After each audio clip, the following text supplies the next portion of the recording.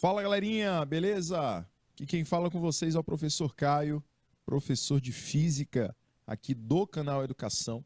A gente está começando mais uma aula de Física da semana. Galerinha, começando aqui mais um encontro de Física semanal, dessa vez num sábado letivo, né? Vamos que vamos para o nosso sábado letivo do dia 3 de setembro. Mês de setembro começando, né? Mês de setembro aí já no ponto. E hoje a gente vai trabalhar com a óptica geométrica. A gente vai relembrar alguns conceitos relacionados à óptica geométrica, perfeito? E esses conceitos são de reflexão em espelhos planos. Quando a gente fala de espelhos planos, a gente tem que citar alguns fenômenos básicos, que seria o fenômeno de como um ponto, como a imagem de um ponto é formada, a questão das naturezas de imagem e objeto, com relação a virtual e real. Vamos também ter que citar a característica de uma imagem extensa de um objeto simétrico e também quando o objeto é assimétrico, ou seja, quando o objeto ele tem medidas simétricas, seria quando esse objeto tem medidas iguais, caso eu possa cortar ele ao meio. Se eu tenho um objeto assimétrico, é um objeto que ele não possui medidas iguais quando eu efetuar o mesmo corte. Corte aí transversal desse objeto. E, além de analisar o formato dessa imagem, a gente vai observar a formação de várias imagens quando eu componho aí dois espelhos, quando eu coloco dois espelhos em uma mesma composição e verifico que, ao alterar ângulo entre esse espelho, eu vou alterar também o número de imagens. Então, a gente vai observar isso também. Vamos também analisar, observar as imagens e suas características formadas quando eu desloco um espelho ou eu me desloco diante do espelho, tá? Então a gente vai analisar essas duas situações. Quando eu me desloco mantendo o espelho parado ou quando eu desloco o espelho e fico parado, tá bom? A gente vai analisar todas essas situações na nossa aula de hoje, no nosso encontro de hoje, aqui desse sábado letivo. Perfeito? Então, está aí o nosso objeto do conhecimento, que é o fenômeno de reflexão de espelhos planos, tá? E a gente vai, desde compreender a formação de imagens de objetos extensos ou de pontos, vamos também analisar a questão da distância e velocidade quando eu translado um espelho, ou seja, quando eu desloco esse espelho. Vou também trabalhar com a associação de espelhos, tá? E vou provocar aí uma rotação no ângulo entre eles e vou verificar a formação de diferentes imagens. Além disso, eu vou determinar o número dessas imagens, certo? Porque eu vou verificar que ao rotacionar o ângulo desses espelhos, eu vou conseguir formar várias imagens e o número muda à medida que o ângulo também se altera, certo? Então, para começar, jovens, a gente precisa definir o que é um espelho plano, tá? Então, coloque aí no seu caderninho já aqui o nosso tópico, que é espelhos planos. Vamos então definir, né, Gabriel, que está presente aí na nossa aula. Vamos definir o que é um espelho plano. Professor, me diga aí o que seria um espelho plano. Observa aí na tela. Espelhos planos são superfícies planas. Olha só. Superfícies planas. O que seria superfície plana, professor? uma superfície retilínea, tá? Uma superfície retilínea, tá? Uma superfície sem imperfeições seria uma superfície plana, tá? Sem curvatura. Sem curvatura também é uma espécie aí de superfície plana. E além disso, ela é polida. A sua superfície é altamente lisa, não tem rugosidades, não tem imperfeições. E por conta disso, essa superfície ela acaba sendo capaz de promover reflexões regulares. Então ela tem essa enorme característica, tá? De promover reflexões do tipo regulares. Certo? Então, professor, quer dizer que uma superfície polida, uma superfície plana, como um espelho, é capaz de produzir reflexões do tipo regular? Com certeza. Com certeza. Tá? Beleza? Então, você observa aí na imagem que aqui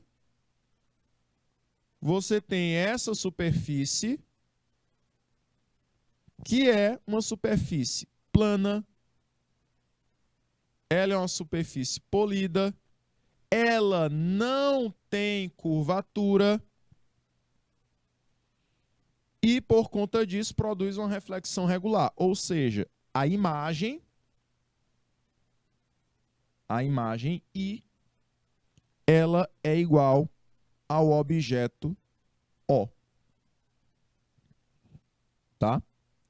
A imagem I, ela acaba sendo simétrica, ela acaba sendo igual ao objeto O. Perfeito?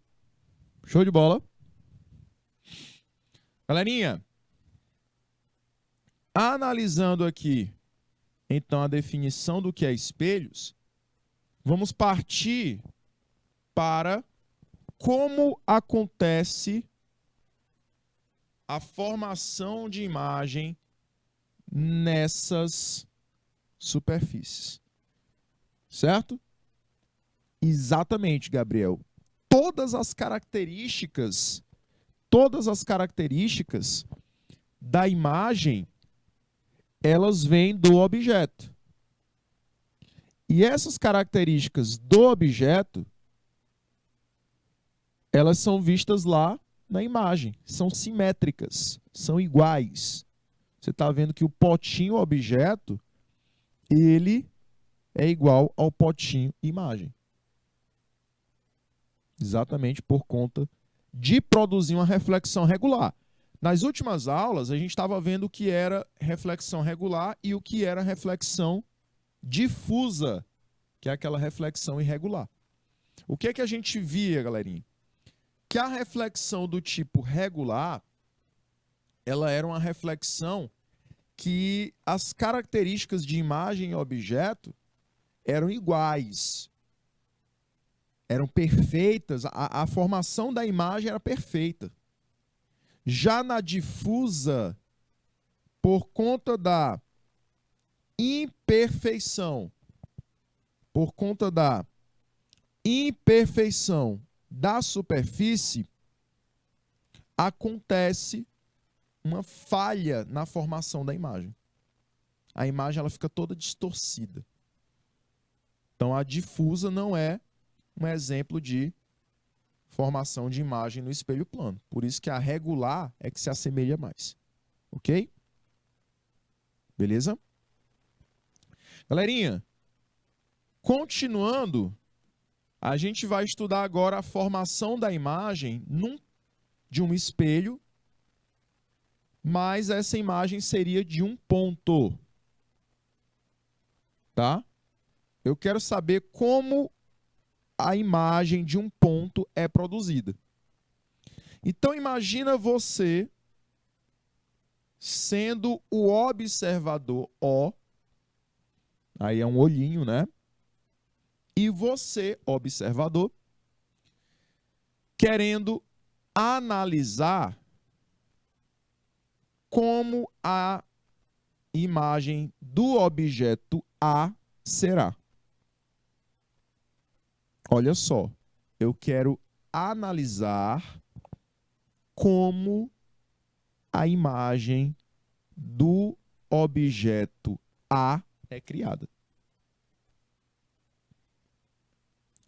Aqui, jovens, eu tenho uma superfície E. Superfície E de espelhos, tá? Então, aqui essa reta horizontal, pretinha, ela é um espelho. O que vai acontecer? Eu vou observar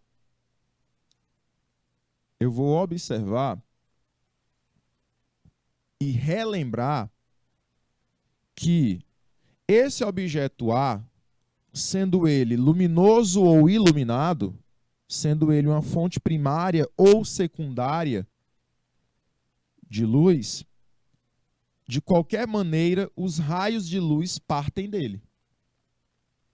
Então, sempre o raio de luz vai partir do objeto e não do observador, como a gente já viu, né? Os raios de luz sempre vão partir do objeto. Esses raios de luz, olha só, eles vão partir do objeto A,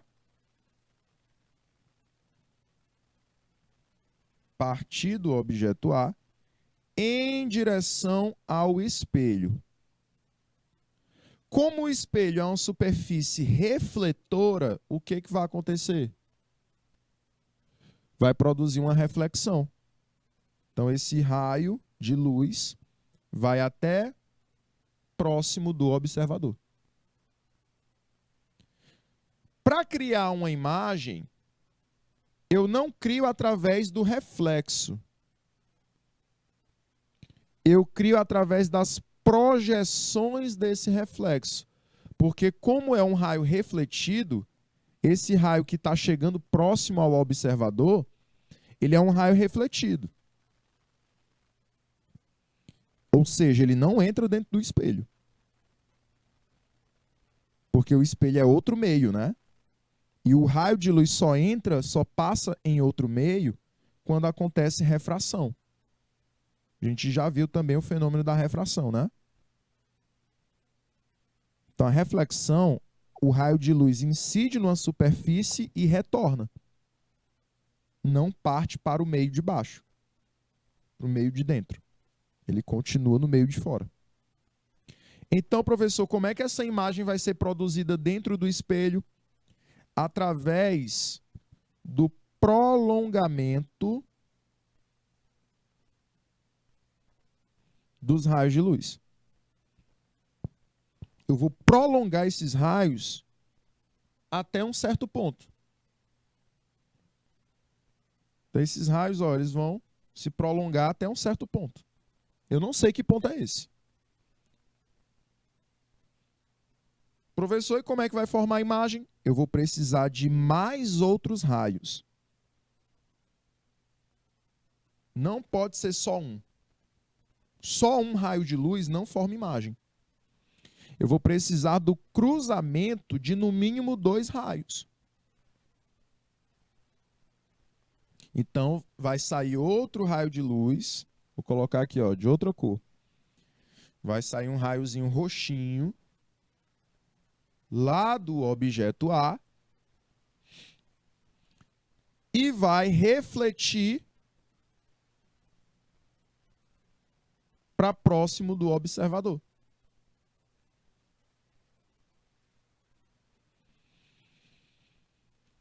O que eu falei? A imagem é formada pelo raio refletido ou pelo seu prolongamento? Ah, professor, é pelo prolongamento, né? Isso. Então, olha só.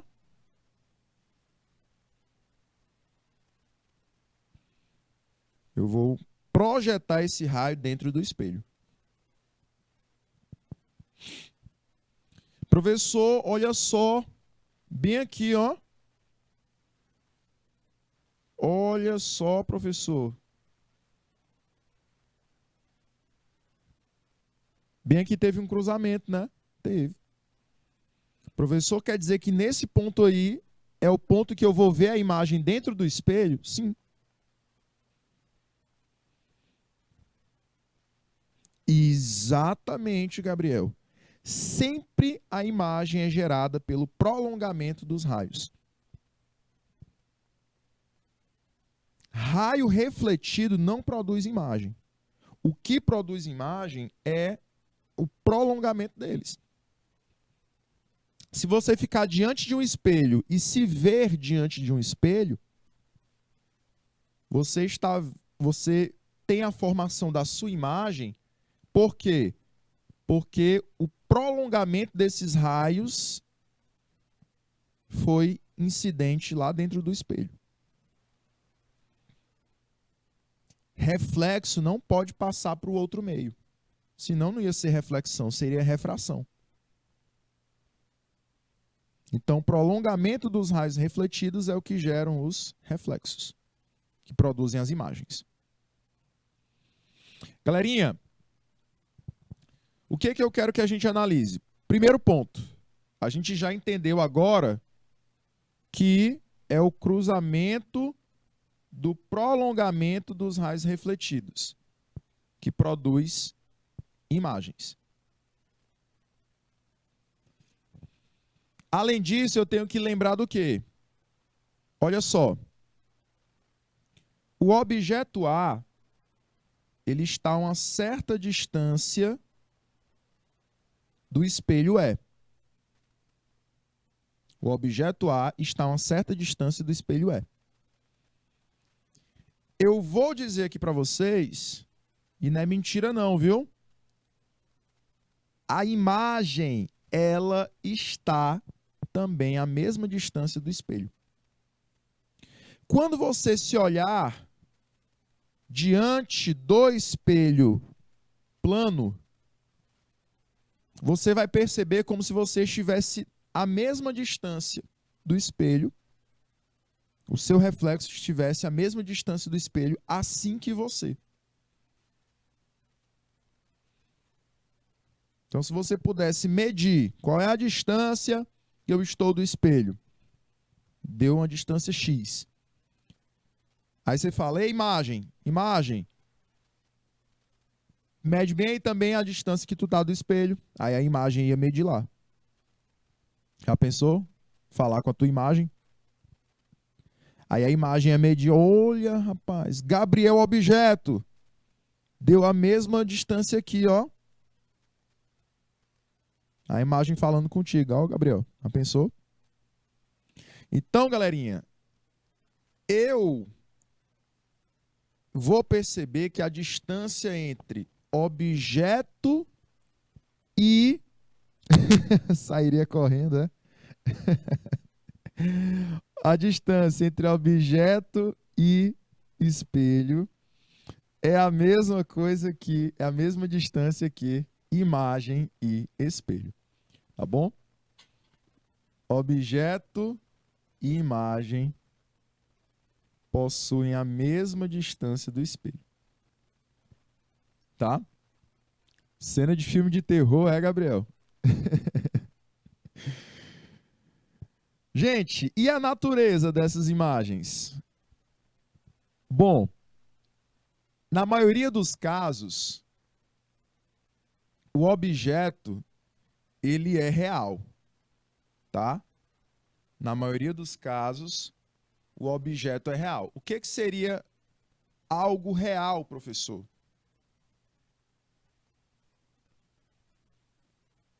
que seria algo real?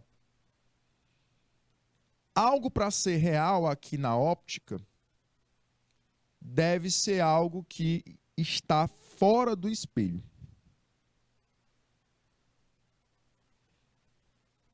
Então, por exemplo, quando você se olha de frente de um espelho, você é um objeto real. Por quê? Porque você está sendo formado fora do espelho. Você está sendo formado fora do espelho. Agora, o que é formado dentro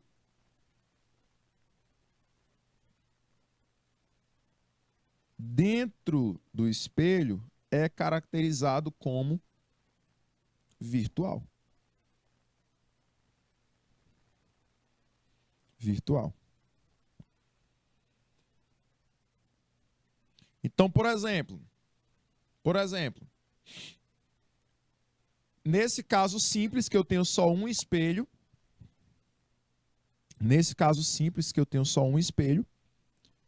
eu tenho um objeto real e uma imagem virtual. Professor, mas uma imagem, ela pode ser virtual? Pode. Imagina aquelas cenas de filme de ação. Lembra lá do John Wick? Ele entra numa sala ali, na sala dos espelhos, né? E aí o vilão vai atrás dele. E aí tem aquela cena típica de filme de ação, que o vilão olha para o personagem, tenta bater nele, mas bate num espelho. Ali ele está vendo o reflexo do reflexo, né?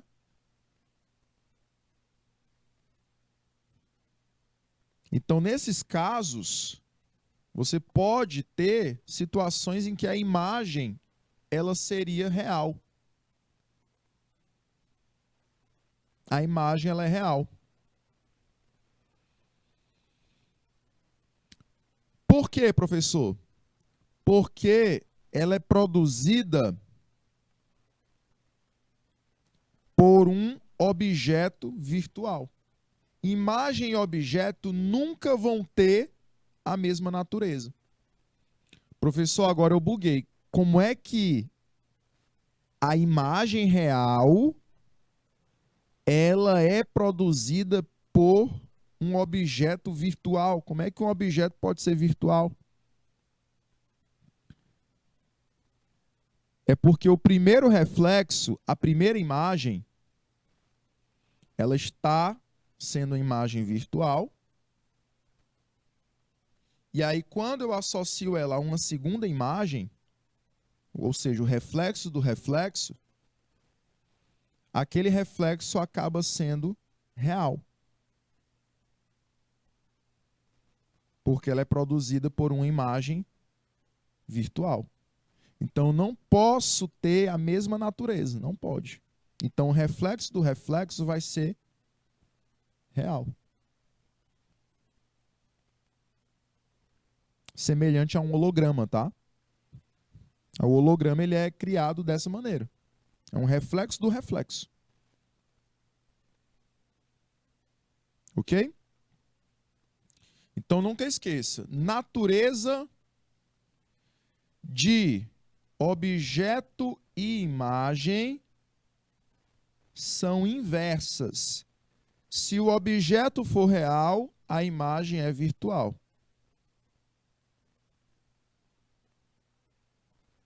Se a imagem for real, o objeto que tem que ser virtual. São, invertidos. Os conceitos, as naturezas. Perfeito? Gente, até aqui ficou alguma dúvida? Até aqui ficou alguma dúvida? Nayara, que entrou há uns minutinhos atrás. Gabriel, os polos que estão nos acompanhando. Se ficar alguma dúvida, pode interagir aqui com a gente que a gente responde. Galerinha, vamos agora para a imagem de um objeto extenso. Professor, como é que é a imagem de um objeto extenso? A gente viu a imagem de um objeto virtual, de a imagem de um objeto pontual. A imagem de um objeto pontual. Agora a gente vai ver como é que é formada a imagem de um objeto extenso. Um objeto grande. Uma pessoa, por exemplo.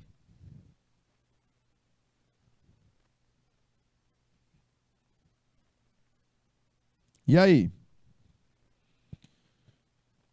Para um objeto extenso e simétrico, o que é simétrico? É um objeto que ele tem as mesmas dimensões, caso eu possa cortá-lo transversalmente. Olha só. Pego aqui um retângulo.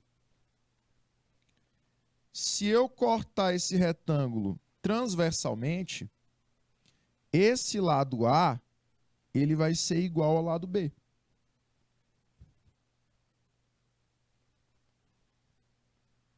Eles são simétricos.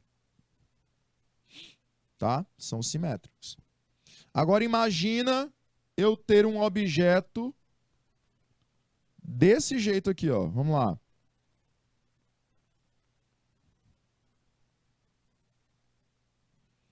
Se eu cortar esse objeto ao meio, ó, esse lado C, ele ficou igual ao lado D? Professor, ficou não. Pois é. Porque eles são assimétricos. Não tem semelhança o lado da esquerda com o lado da direita. Então, simetria seria o caso do AB. Imagina aí você, por exemplo, você, 2 braços, 2 orelhas, 2 olhos, 2 pernas. Se eu cortar um corpo humano ao meio, um corpo humano externamente é para ser simétrico. Vai ficar uma orelha de um lado, uma orelha do outro. Um olho de um lado, um olho do outro. Um braço do lado, um braço do outro. Uma perna de um lado, perna do outro. Agora, internamente, o corpo humano não é simétrico. Se você cortar um corpo humano ao meio internamente, você vai ter pulmão de um lado, pulmão do outro. Rim de um lado, rim do outro. Professor, isso é simetria. Olha só o terceiro exemplo. Coração de um lado, tu tem coração do outro? Tem não. Então, internamente, um corpo humano ele é assimétrico. Tá? O intestino ele não fica igual nos dois lados. O estômago também não. Então, internamente, um corpo humano é assimétrico. Então, vamos aqui falar dos objetos simétricos. Tá? Objetos extensos e simétricos, eles vão manter, olha só, eles vão manter as mesmas características. A imagem mantém as mesmas características desse objeto.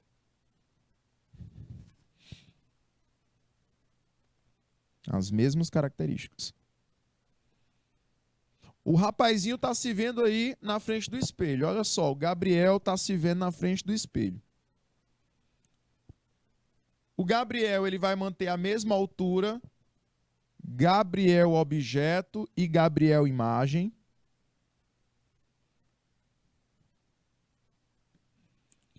O Gabriel vai ter a mesma distância do espelho, Gabriel objeto, Gabriel imagem. Então, o objeto, quando ele é simétrico, ele vai criar imagens simétricas também. Agora vamos para casos de imagens que não são simétricas. Não são simétricas. Quando um objeto é extenso e assimétrico, a imagem não se superpõe ao objeto, ou seja, não vai formar as mesmas características do objeto. Fica o oposto, inverte, né, Gabriel? Esse fenômeno tem nome, ele é chamado de enantiomorfismo. Professor, um fenômeno tão simples, mas com um nome tão complicado? Pois é. Mas é simples. Para aqueles objetos que são assimétricos, você vai ter a formação inversa da imagem. A imagem ela é invertida. Por exemplo, algumas letras. A letra R, a letra L. Você pega aqui a letra L, ó. Ela vai ser invertida. O Gabriel passou na Universidade Federal do Pará. Né? Gabrielzão passou aí na Universidade Federal do Pará, né, Gabriel? Jovens, Gabriel vai lá para a faculdade, para a universidade, usando a camisa da universidade. Aí lá está escrito Universidade Federal do Pará, UFPA. Soube, jovem. Meus parabéns aí para você, né? Grande vitória sua. Que todos também o tenham como exemplo, né? Como com admiração e possam repetir também o mesmo feito que você. Parabéns. Então, o Gabrielzão lá, camisa da Universidade Federal do Pará. Olha só, três aprovações. Muito bem. 3 aprovações. Parabéns, jovem. E é um prazer ter feito parte aí dessas tuas conquistas, né? Desde aí da pandemia você segue assistindo as nossas aulas, né? E continue assim, continue sendo esse rapaz esforçado que você é. Jovem, então, usando aí a camiseta da Universidade Federal do Pará, Gabriel iria verificar que algumas letras estariam invertidas. Ele iria verificar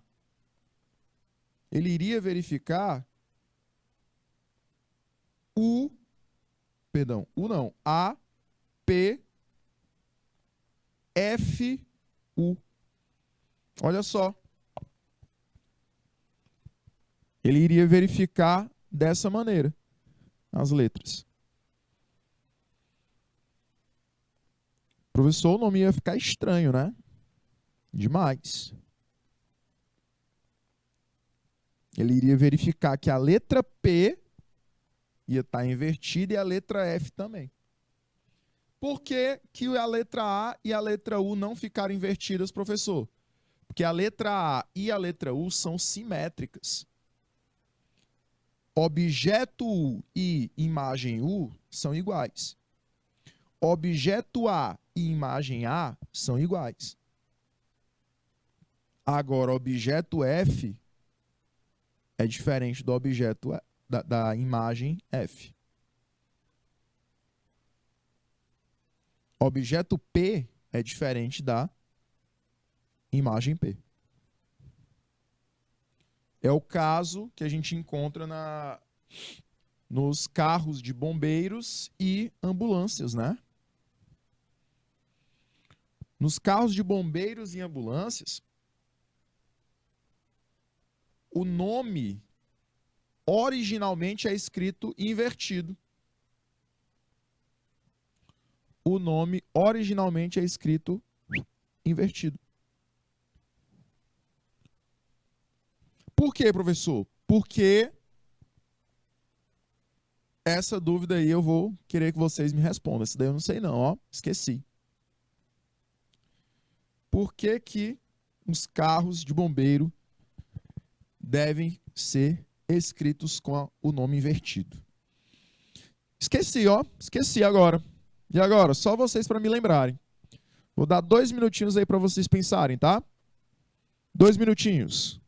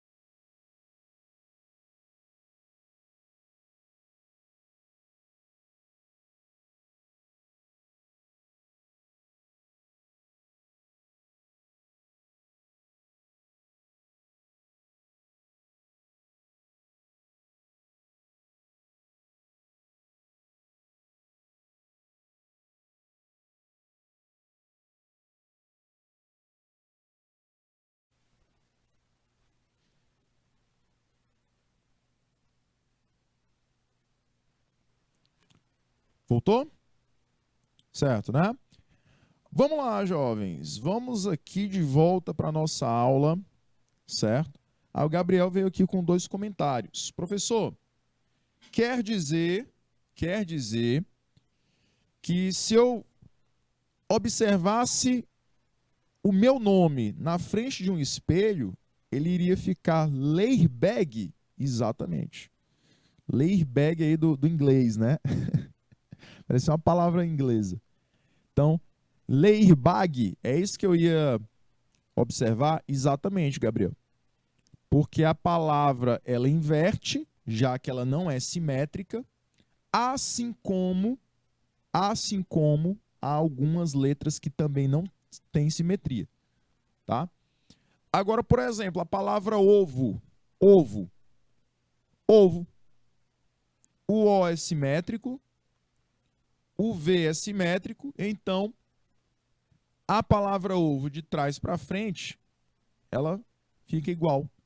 Então ela é uma palavra simétrica, ela vai produzir uma imagem simétrica. Bom?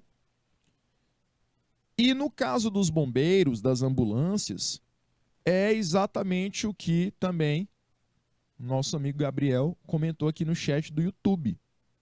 Professor, é porque eu tenho que causar uma agilidade na visão do motorista.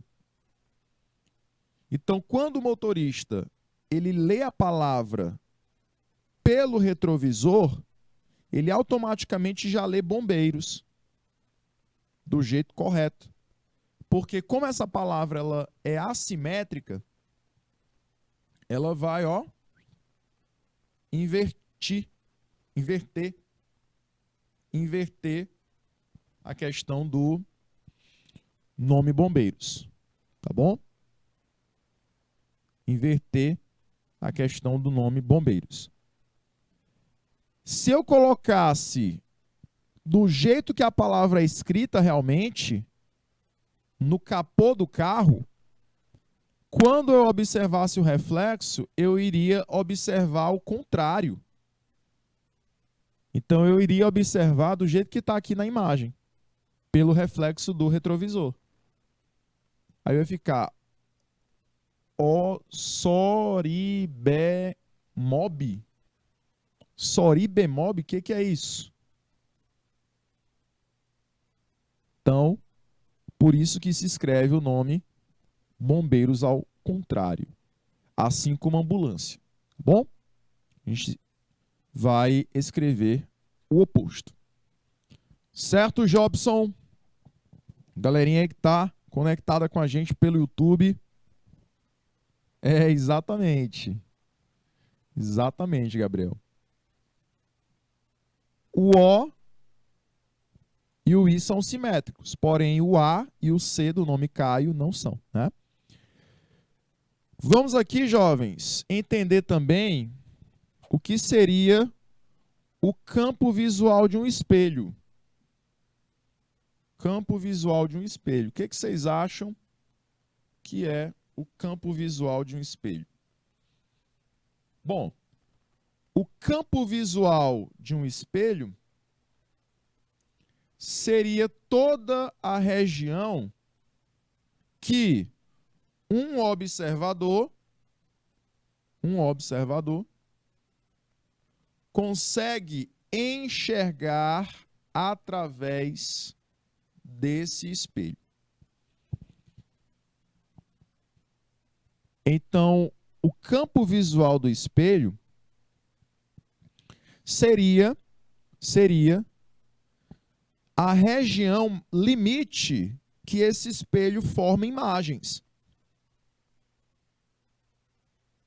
E que esse espelho capta os objetos para formar essas imagens. Tá? Então, o limite, a região limite para a captação de objetos e a consequente formação de imagens é o que nós vamos chamar de campo visual. Jovens, então vamos imaginar o seguinte: eu tenho aqui o meu observador. O observador está do lado de um espelho que está no chão. Você está olhando aí, né? O observador está do lado do espelho que pode estar no chão, por exemplo. E aí ele quer saber quais os objetos vão caber dentro desse espelho. Você tem aí na outra imagem os objetos 1, 2, 3, 4 e 5. Então, quais desses objetos vão caber dentro desse espelho? Vão estar dentro do campo visual? Então, eu vou imaginar raios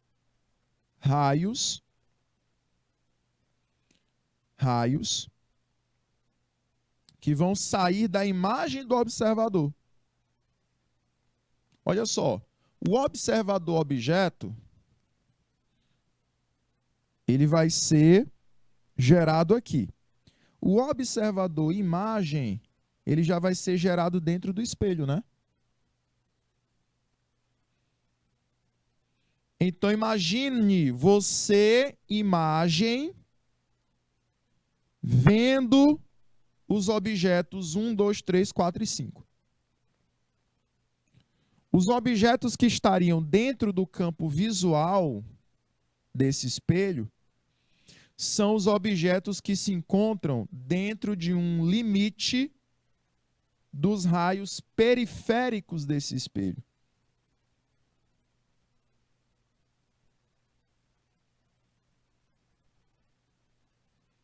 Dos raios periféricos desse espelho. Ou seja, o raio que passa nas extremidades, o raio de luz que passa nas extremidades.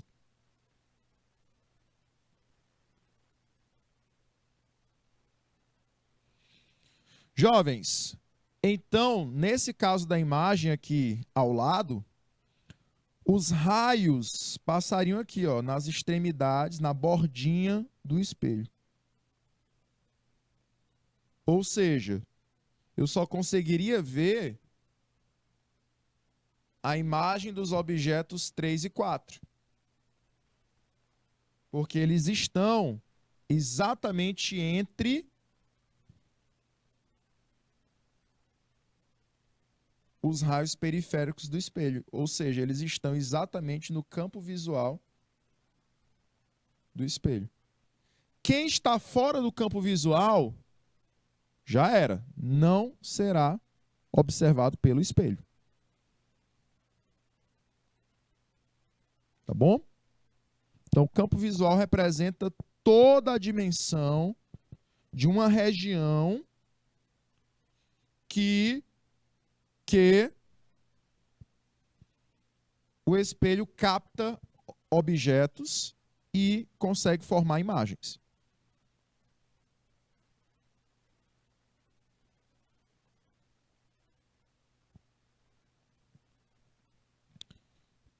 Exatamente, Gabriel. Os pontos que estão fora dessas duas linhas não estão dentro do campo visual desse espelho.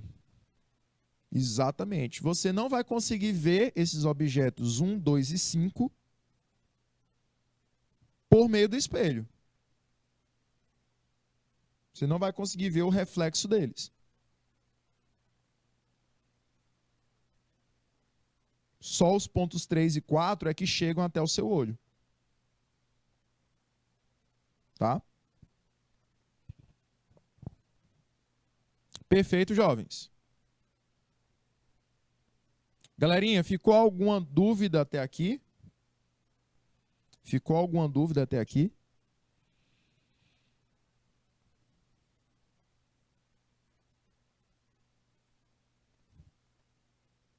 Show de bola até aqui.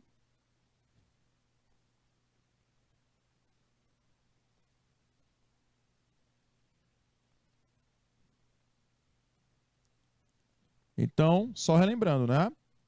Para produzir imagem, eu tenho que ter o cruzamento de 2 raios de luz, né? No mínimo. Então, um raio de luz viria por aqui, por essa extremidade do espelho. O outro raio de luz viria por essa outra extremidade e iriam refletir, ó, diretamente para o olho do observador.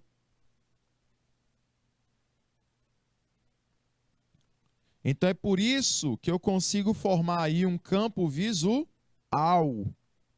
né? Então toda essa região amarelinha que eu tive aí os raios extremos, os raios que passam na extremidade de um espelho, toda essa região amarelinha aqui, ó, ela vai produzir o campo visual do espelho.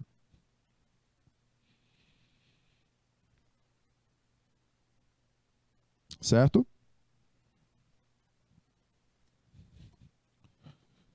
Continuando aqui, jovens, a gente vai falar do ângulo entre espelhos. Olha só. Quando eu tenho agora uma composição de espelhos,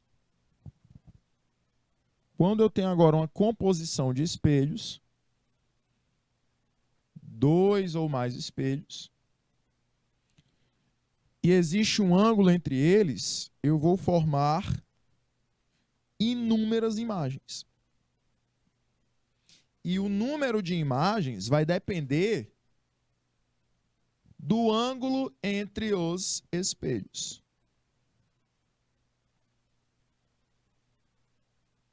O número de imagens vai depender do ângulo entre esses espelhos. Professor, como é que eu descubro esse número de imagens?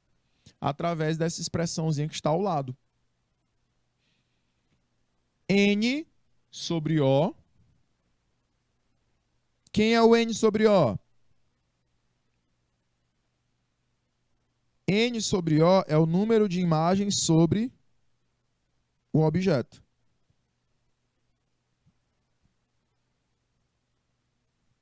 Número de imagens sobre o número de objetos. Igual a 360 graus sobre alfa.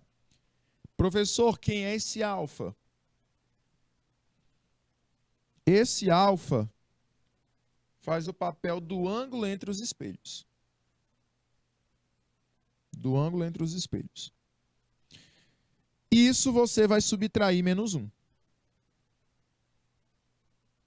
Então, essa expressãozinha, ela vai representar aí para a gente a expressão que eu posso encontrar o número de imagens quando eu tenho aí diferentes ângulos entre essas imagens. Perfeito? Show de bola, jovens. Então, por exemplo, vou dar um timezinho aí para vocês. Por exemplo, se eu tenho um ângulo de 60 graus, olha só, eu tenho um objeto,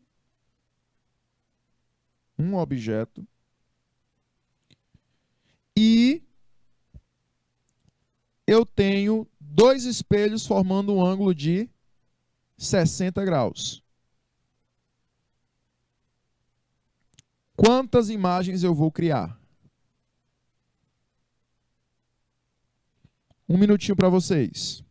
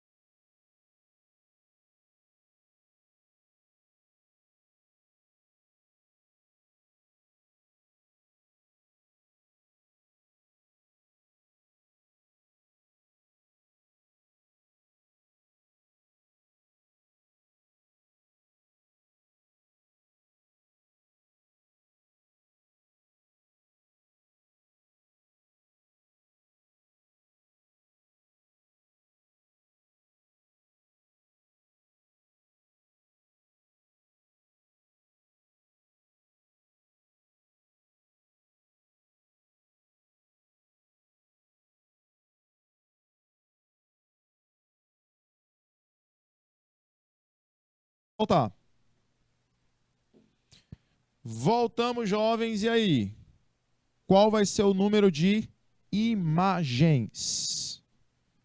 Qual vai ser o número de imagens? O que vocês acham?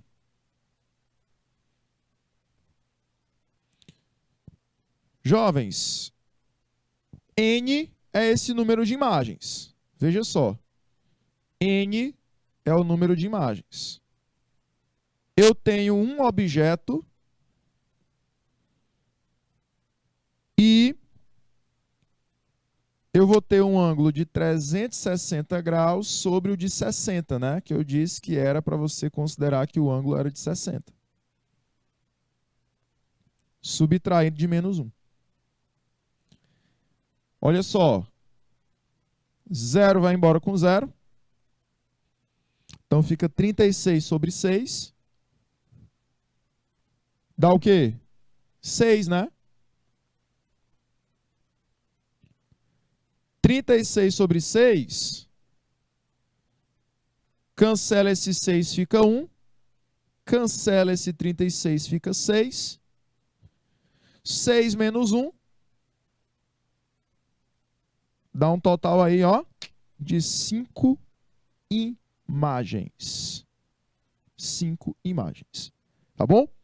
Jovens, finalizamos aqui a nossa primeira aula. Agradeço demais a presença de todos vocês, tá?